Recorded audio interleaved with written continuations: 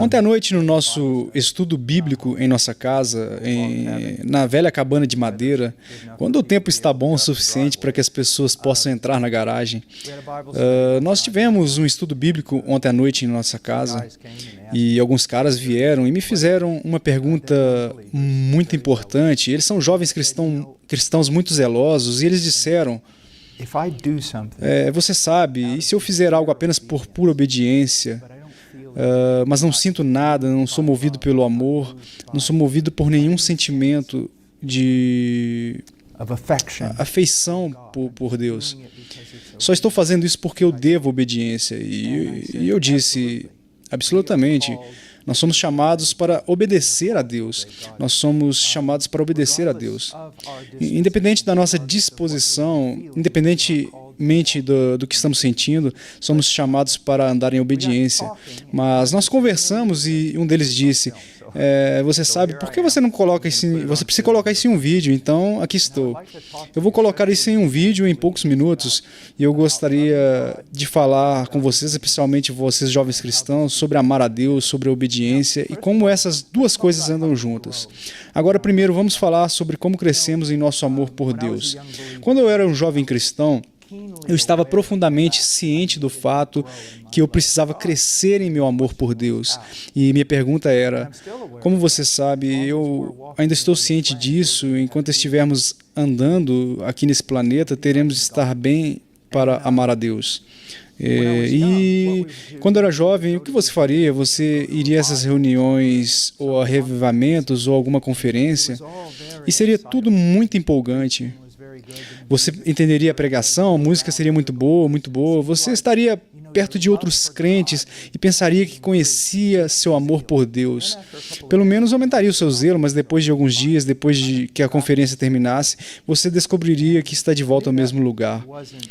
Eu sabia que não estava certo. Você sabe como crescemos em nosso amor por Deus? Quero dizer, de uma maneira bíblica, de uma maneira que realmente permanecerá. Eu gostaria de compartilhar isso com você e acho que Romanos 12, versículo 1 e 2 é muito útil nesse assunto. Deixe-me ler isto. Paulo diz: eu rogo-vos, irmãos, por isso rogo-vos pela misericórdia de Deus, que apresentei os vossos corpos em sacrifício vivo, santo e agradável a Deus, que é o vosso culto racional. Agora você vê aqui Paulo está pedindo a melhor coisa que ele poderia pedir a uma pessoa, para oferecer a sua vida como sacrifício, não para outro homem, não para a igreja ou alguma organização eclesiástica, mas para oferecer suas vidas como sacrifício vivo a Deus. Agora, o que poderia ser forte o suficiente para motivar um ser humano a literalmente dar sua vida, a coisa mais preciosa que eles possuem para dar a vida por causa de Deus, em nome de Deus? Bem, Paulo nos diz aqui, na verdade, está incorporado aqui neste versículo, ele diz: rogo a vocês, irmãos, pela misericórdia de Deus. Ele está pedindo que eles entreguem suas vidas pela misericórdia de Deus. Agora, quais são essas misericórdias? Bem, na verdade, Paulo passou os 11 primeiros capítulos do livro de Romanos explicando quais são essas misericórdias. Ele começa em Romanos 1 a 3 e geralmente podemos dizer que ele está falando sobre a radical depravação do homem, que somos pecadores, que somos inimigos de Deus, que merecemos a ira de Deus. Mas então ele chega a 4 e 5 e fala sobre a salvação, as misericórdias de Deus em Jesus Cristo, o que Deus fez por nós na pessoa e obra de Cristo, e como essa é a maior revelação do seu amor, da sua misericórdia, da sua graça. E então ele continua, e nos capítulos 6, 7 e 8 ele nos diz como viver a vida cristã, mesmo em meio à luta contra o pecado, como viver a vida cristã e como sairemos disso vitoriosos por causa daquele que está trabalhando em nós, este Deus glorioso e poderoso. Então ele recebe 3 capítulos, 9, 10 e 11, e ele não está falando apenas do povo de Israel, mas de todo o relacionamento entre Israel e as nações gentias. E como Deus está evangelizando ou fazendo uma obra redentora em todo o planeta, com todos os povos, e no final chegamos à conclusão que Ele é um Deus grande e fiel. Então, o que estamos dizendo? Como crescemos em nossa devoção a Deus? Como crescemos em nosso auto-sacrifício? Como crescemos em nosso amor por Deus? A resposta é: quanto mais descobrimos sobre Deus e os atributos das belezas de excelência de Deus, que são reveladas nas Escrituras e particularmente através do Evangelho de Jesus Cristo, mais sabemos quem é Deus, mais nosso amor crescerá. Agora, deixe-me explicar como isso funciona. A Bíblia ensina muito claramente que um homem nasce com o coração voltado contra Deus. Na melhor das hipóteses, é frio como uma pedra. É como alguém que nunca teve vida e seu relacionamento com Deus. Não quer nada com Deus e não responde a Deus, mas responde a todo estímulo de perversidade. Bem, aquela pessoa não convertida, quanto mais eles aprendem sobre as belezas das excelências de Deus, mais o odeiam. Romanos 7 trata a respeito da natureza de Deus, revelada a um homem pecador. Através da revelação da lei, mas o homem vai chutar contra essa lei porque ele odeia a Deus, ele odeia a justiça de Deus, odeia a santidade de Deus e odeia a lei de Deus. Mas se você é cristão, você não é esse homem. Se você é cristão, seu coração foi regenerado, foi renovado e tem novos afetos. Se você é realmente cristão, mais seu coração aprende sobre quem é Deus e especialmente o que Deus fez por você em Cristo. Quanto mais você aprende essa doutrina, mais compreende esse conhecimento teológico. O que vai acontecer é tirar suas afeições, e essas afeições irão te dirigir à obediência. Então, você sabe, pense por um momento, especialmente jovens cristãos, quão poucos crentes realmente estudam os atributos de Deus. Quão pouco ouvimos pregação sobre os atributos e as obras de Deus. Agora acho que estamos começando a entender porque as pessoas, mesmo o povo de Deus, são tão monótonas em seu amor por Deus.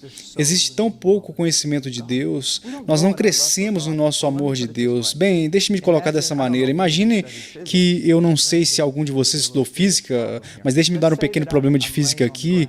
Digamos que eu estou deitado no chão, deitado de costas, e você olha para lá e me vê deitado no chão, e então você me vê agarrar com as minhas duas mãos, você me vê agarrar o meu cinto enquanto estou deitado no chão e eu começo a puxar ferozmente, violentamente o meu cinto. E você é meio curioso, então você se aproxima e diz: irmão Paul, o que você está fazendo? E eu digo: bem, estou tentando me levantar. Deixe-me... what? Eu digo: bem, eu estou tentando me levantar. Você diz: bem, irmão Paul, você já estudou física? Porque se você tivesse estudado física, saberia que para se levantar dessa maneira, puxando o seu cinto, você precisa ser puxado por uma força externa, que tem essa força para te levantar do chão. Você não pode se levantar do chão. É o proverbial que você não pode se levantar sozinho. Você entende que é isso que a maioria dos crentes está tentando fazer? Eles vão a uma conferência ou leem um livro e ficam zelosos e meio que torcendo um brinquedo de corda. Você vê que apenas vai e ouve uma música maravilhosa e tudo isso fica tão distorcido. E o problema é que, no entanto, ele se esgota muito rápido e em poucos dias todos os elogios que você fez sobre o quanto você ama a Deus parecem não dar em nada, apenas puff. Assim, o que você precisa é outra coisa, e isso vai chocar alguns de vocês, jovens crentes. Você vai sentar lá e dizer: oh, isso não pode ser verdade, o que você precisa é de teologia. Você diz: bem, eu não quero nada disso de teologia. Bem, apenas ouço o que você está dizendo quando diz isso. Teologia vem da palavra grega theos, o que significa Deus, divindade, e a palavra grega logos, que está falando sobre um discurso ou uma palavra. Quando você diz: eu não quero nada desse negócio de teologia, irmão Paul, o que você está dizendo é: eu não quero ouvir uma palavra sobre Deus, não quero fazer um estudo sobre Deus, não quero ouvir um discurso ou ler um discurso ou dissertação sobre Deus. Bem, essa é a verdade sobre você. Você tem um problema muito grande. Porque se você conhece a Deus como um cristão, você vai querer conhecer mais sobre Ele, e é disso que se trata a teologia. Você sabe, às vezes, jovem cristão, e eu ouço pessoas dizerem isso, você sabe que eles dirão a novos crentes, você sabe, quando você está lendo a Bíblia, você sabe, depois de ler uma passagem, pergunte a si mesmo, o que isso está dizendo sobre você, o que está dizendo sobre você, e o que você precisa fazer, e quem você é. Essa é a primeira coisa que você precisa pensar. Não é a primeira coisa que você precisa pensar a respeito. De fato, é a última coisa que você precisa pensar quando você lê a Bíblia. A primeira coisa que você precisa se perguntar é o que isso está dizendo sobre Deus, o que está me revelando sobre quem é Deus. Isso é o que importa. Porque, honestamente, se o seu coração foi realmente regenerado, se através do Espírito de Deus você nasceu de novo, então mais você saberá a respeito de Deus, especialmente sobre Deus, como Ele é revelado na cruz de Cristo.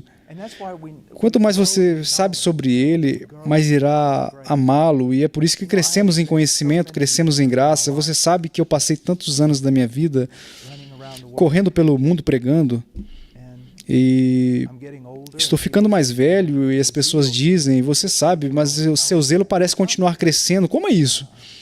Bem, não é porque eu tenho algum presente especial, é porque eu estudo Deus. Eu quero saber quem é essa pessoa, porque quanto mais eu vejo dele, mais eu quero ser como ele, mais eu quero confiar nele, mas eu quero glorificá-lo, falar dele. Entende? Um dos maiores problemas que podem acontecer é quando as pessoas ignoram a Deus. Na ausência de um verdadeiro conhecimento de Deus, você sempre preencherá as lacunas com algo falso. Com algo falso. Então, meu incentivo para você, se você quiser crescer no amor de Deus, o que você deve fazer? Estude as Escrituras.